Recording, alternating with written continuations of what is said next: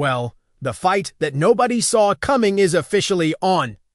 Anthony Joshua versus Jake Paul, December 19th. Miami. It's an 8-round sanctioned heavyweight fight, and honestly, the boxing world is still trying to process this one. Let's break down what this really means for both fighters, especially for AJ.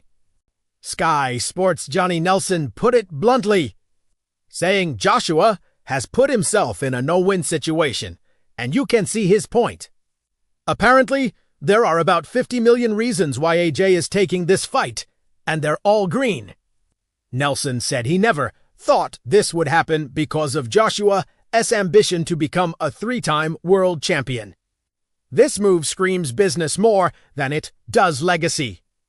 It feels like AJ's priorities might be shifting from the history books to his bank account. Now, this isn't just a walk in the park. There's a weight limit for Joshua, 245 pounds. The last time he was around, that weight was for the Usyk fights.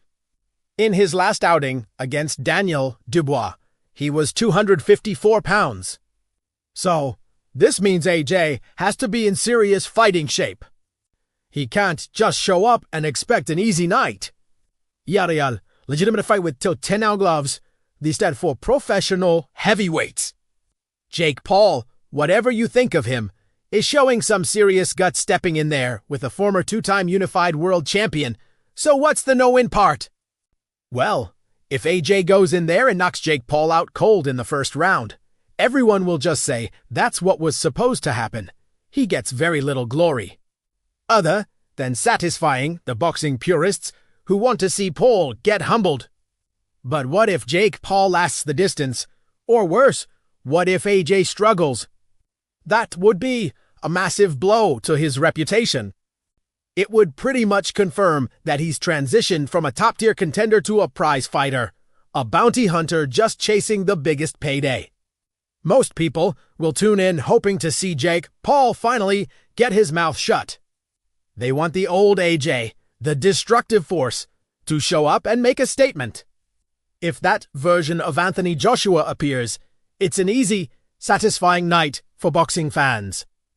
But if any other version shows up, the questions about his career will get a lot louder. Let's not forget, Joshua is coming off that shocking knockout loss to Daniel Dubois last September. You'd think his immediate goal would be a rematch to prove he's still got it, but he hasn't pushed for that. This has led some, like Johnny Nelson, to wonder if AJ secretly thinks his best days are behind him. Maybe he knows he'll never be able to say it publicly, but he's decided to maximize his earnings with the time he has left, and you can't entirely blame him.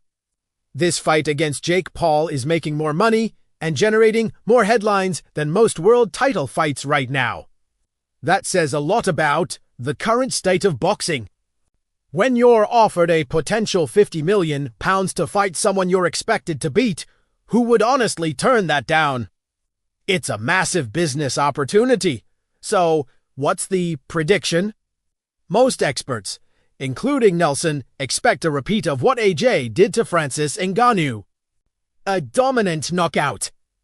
Jake Paul has a 12-1 record and looked good against an older Julio Cesar Chavez Jr., but this is a completely different level. Jake is a brave, smart businessman who has successfully captured the world's attention. You have to respect what he's accomplished. But now, it's time to back up the talk. You can play other sports, but you can't play boxing. For Jake Paul, many ways, he's secured the biggest fight of his life. For Anthony Joshua, the task is simple. Get the job done, show the world the massive difference in class, and move on. Let's see if he can do it. What do you guys think about this fight? Is it a good move for AJ, or is he risking his legacy? Let me know in the comments below. Thanks for watching, and don't forget to subscribe for more boxing updates.